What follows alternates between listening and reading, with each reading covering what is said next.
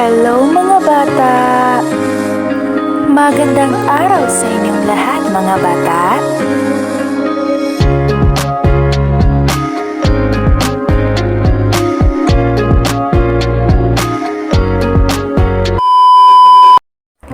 Magandang umaga sa inyong lahat! Ako pala si Cholaidel A. Ingayo. Pwede niyo rin akong tawaging Teacher Cholay o Binibining Ingayo. Bago natin simulan ang ating klase, nais ko sana kayong magsitayo lahat para sa panalangin. Panginoon, maraming salamat sa lahat na biyaya na naibinigay sa amin. Salamat hindi niyo po kami pinababayaan sa aming mga gawain araw-araw. Sana mapatawad niyo po kami sa aming mga kasalanan na aming nagagawa. Marami kaming utang na loob sa iyo sa mga mabuti niyong ginagawa sa amin. Pero kahit kailan, ang aming paniniwala sa iyo ay hindi nagbabago. Dahil sa lahat ng problema, ikaw ang aming malalapitan. Dahil ikaw ang nagsisilbing daan na hindi kami maapektuhan sa kahirapan at kalungkutan. Gabayan niyo po kami parati kasama ang aming mga magulang, mga kapatid, at sa aming guro. Lalo na sa aming pag-aaral na gabayan niyo po kami palagi. Ito ang aming kahilingan sa ngalan ni Jesus. Amen.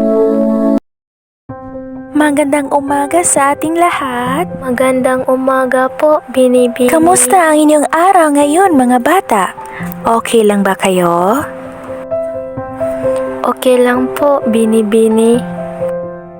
Bago kayo umupo, nais ko sana pulutin ang inyong mga basura na sa ilalim ng inyong mesa at upuan. Dapat ang inyong upuan at mesa ay maayos. Pagkatapos ay maaari na kayong umupo. Bago natin simulan ang ating klase, nais ko sanang itala ngayong araw kung sino ang lumiban. May lumiban ba? Wala pong lumiban. Okay, po, so walang Binibini. lumiban. Wala pong lumiban. Ngayon, bilang pampukaw sa inyong isipan, nais ko sana kayong kumuha ng isang pirasong papel at ballpen. Sa pamamagitan na itong gawain, ito ay nagbibigay sa inyo ng idea tungkol sa ating paksa ngayong araw. Handa na ba kayo? Opo, Binibini. Ngayon, simulan na natin.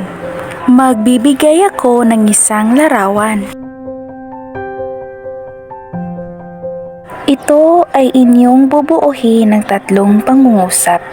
Ilarawan at pagkatapos ito ay inyong ipaliwanag sa harapan ng inyong mga kaklase. Kung sino ang unang makapagbuo ng salita ay may gantimpala. Bibigyan ko lamang kayo ng 10 minuto. Ngayon, pwede na kayo magsimula.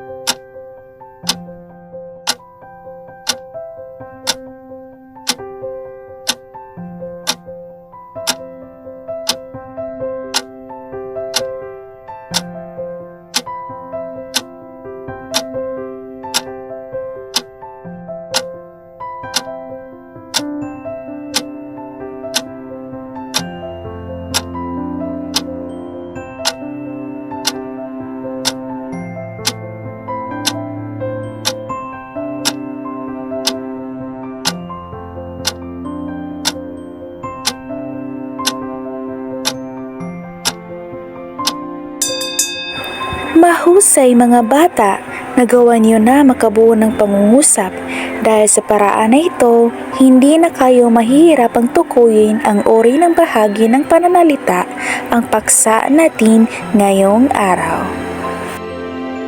Ngayon, may paggawa ko sa inyo na activity na kung saan ito ay nagbibigay sa inyo bilang daan upang maintindihan nyo ang ating tatalakayin ngayong araw.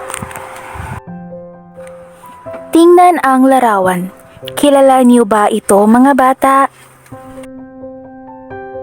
Siya si Juan ay tamad. Magaling mga bata.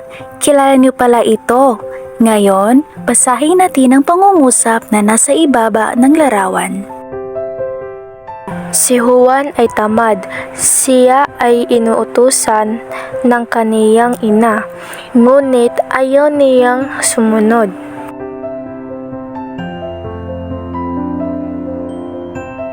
Sino tinutukoy dito sa pangungusap mga bata?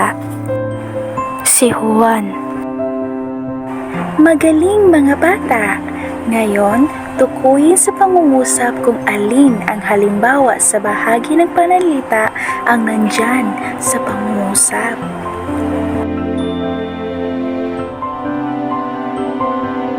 Ngayon mga bata, nakikita niyo na ba ang mga iba't ibang halimbawa ng mga bahagi ng pananalita na nasa loob ng pangungusap? Ngayon, hahanapin natin o tukuyin natin. Makikita natin sa pangungusap nandyan ang mga halimbawa ng mga bahagi ng pananalita. Una, sa salitang Juan at ang salitang ina ay halimbawa ng pangalan. Ang salitang tamad ay halimbawa ng pang-uri. Ang salitang siya naman ay halimbawa ng panghalip. Ang salitang inuutusan ay tumutukoy bilang halimbawa ng pandiwa. At ang panghuli, salitang ay ang ngunit, tumutukoy bilang halimbawa ng pangatnig. Ngayon, marami pa tayong malalaman na mga iba't ibang halimbawa ng pananalita at ang uri nito. Ngayon, simulan na natin ang ating tatalakayin ngayong araw.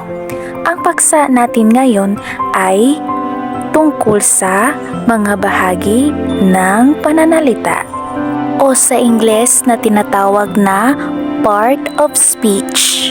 Ngayon, simulan na natin ang ating paksa na tatalakayin ngayong araw at nais ko sana kayong makinig ng maayos upang kayo ay makaintindi sa ating tatalakayin ngayong araw. Mga bahagi ng pananalita. Unang halimbawa, pangalan, ikalawa, panghalip. Ikatlo, ang pandiwa, kaapat, pang-uri, ikalima, pang-abay at kaanim, pang-ukol. Ikapito, pangatnig. At ang panghuli naman ay ang pang-angkop. Una ng bahagi ng pananalita ay ang pangalan. Ang pangalan ay tumutukoy sa ngalan ng tao, bagay, hayop, puok, o pangyayari. Halimbawa, Juan, ina, at bayabas. Sa salitang Juan at ang ina ay tumutukoy ito bilang halimbawa ng pangalan ng tao. Kagaya na ibinigay ko sa inyo na halimbawa na unang activity natin. Ang salitang Juan at ang salitang ina ay tumutukoy bilang halimbawa ng pangalan ng tao. So ito ay halimbawa ng pangalan kasi ang pangalan ay tumutukoy ito sa ngalan ng tao.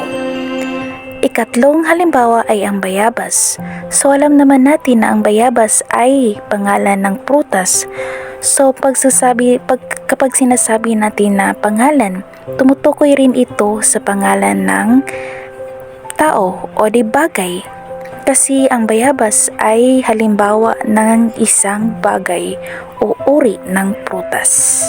Halimbawa rin sa pangalan ng hayop ay kagaya ng aso, pusa, kabayo at iba pa. So alam naman natin ang mga pangalan ng hayop, diba? Sa pook naman, tumutukoy rin ito sa pangalan ng isang lugar, kagaya ng San Fernando, o sa ibang bansa, kagaya ng China. Dito sa ating lugar o sa ating bansa ay Pilipinas. Yan ang pook. Ang pangyayari naman ay tumutukoy ito sa mga pangyayari na ating nararanasan sa ating buhay, kagaya ng selebrasyon like birthday party, mga okasyon kagaya ng holiday or like Christmas Day, New Year's Day, Holy Week, mga pangyayari na ating nararanasan o na-encounter sa ating buhay. Yan ang pangyayari na bilang halimbawa ng pangalan. Ang pangalan ay may dalawang uri. Ito ang tiyak o di tiyak. Sa tiyak naman ay ito ay tinatawag na pangatnig at ang di tiyak naman ay tinatawag na pambalana. Kapag sinabi natin ng tiyak or pangatnig, tumutukoy ito ng paglalarawan ng isang tao, bagay, hayop o pangyayari na dinidetalye or specific ang ibig sabihin nitong tiyak. Tinitiyak ng isang manglarawan kung sino ang kanyang inilarawan o tinutukoy. Halimbawa, Juan. Tinutukoy niya na si Juan ay tamad. At ang bayabas naman ay isang uri ng prutas na tinutukoy na isang manglalarawan na ang bayabas ay naisa na kukunin ni Juan sa pamamagitan ng paghihintay kung kailan ito mahuhulog.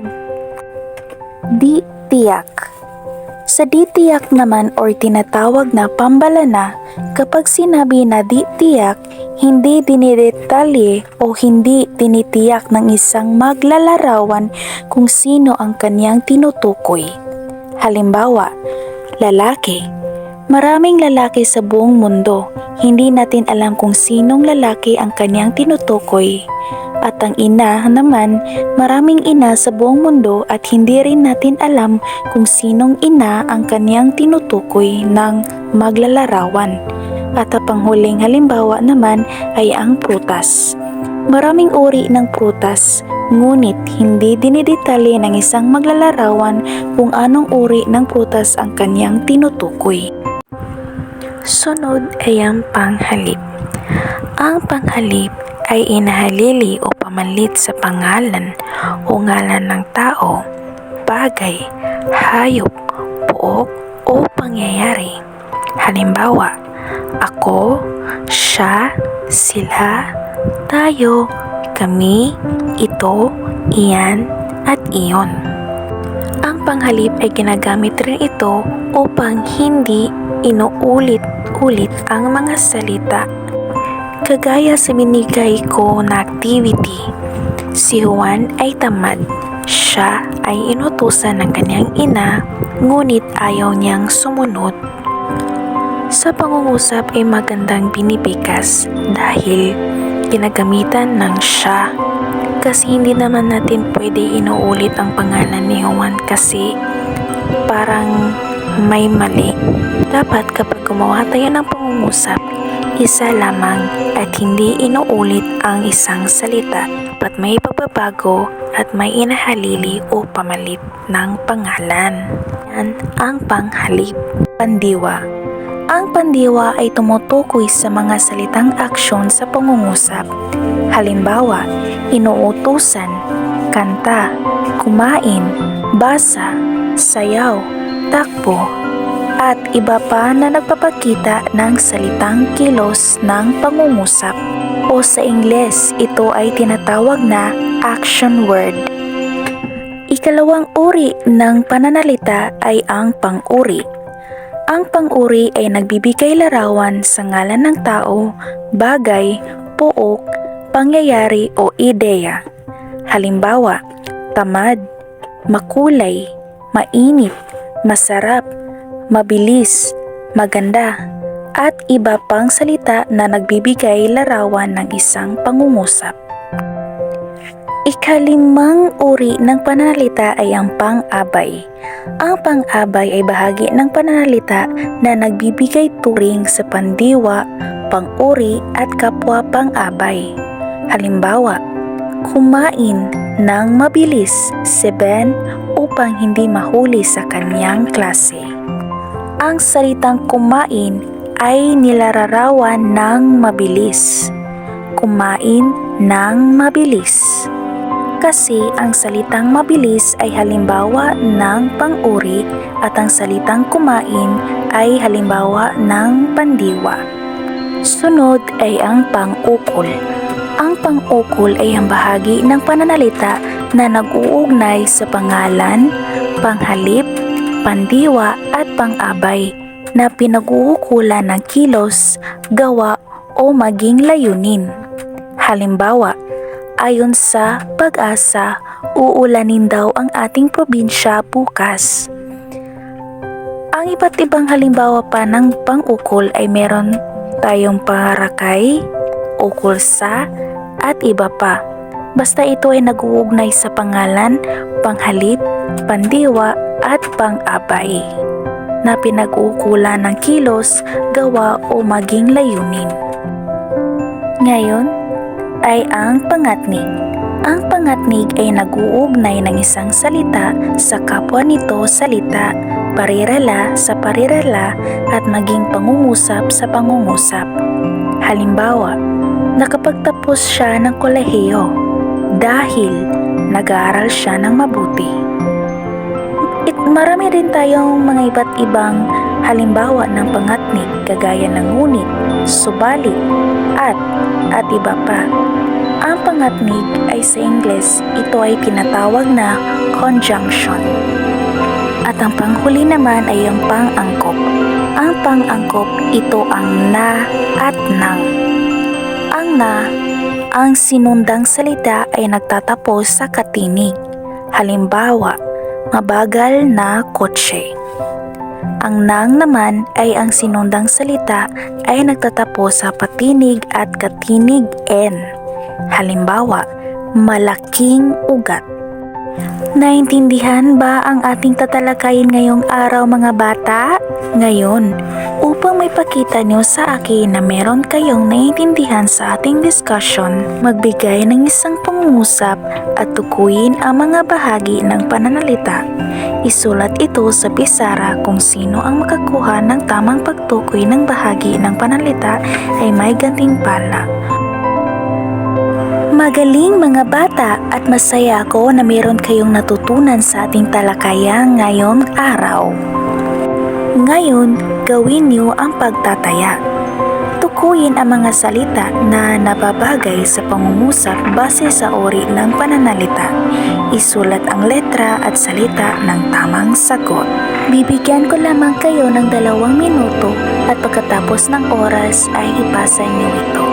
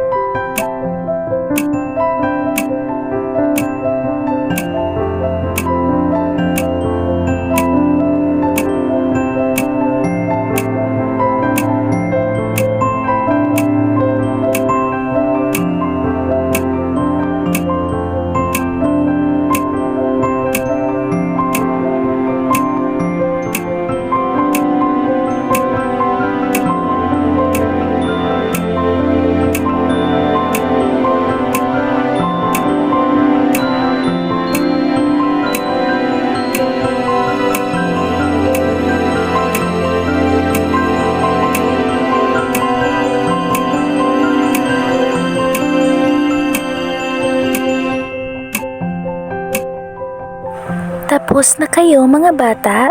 Maaari na niyo itong ipasa inyong mga papel sa akin. Magaling mga bata at masaya ako na ito ay inyong nasagutan ang pagtataya ng maayos. Ngayon, gawin niyo ito ang takdang aralin sa inyong bahay. Mag-print o pumili ng 5 larawan at ipalawanag ito ng 3 pangungusap base sa wastong uri ng pananalita na ating natatalakay. Gawin ito at ipasa bukas.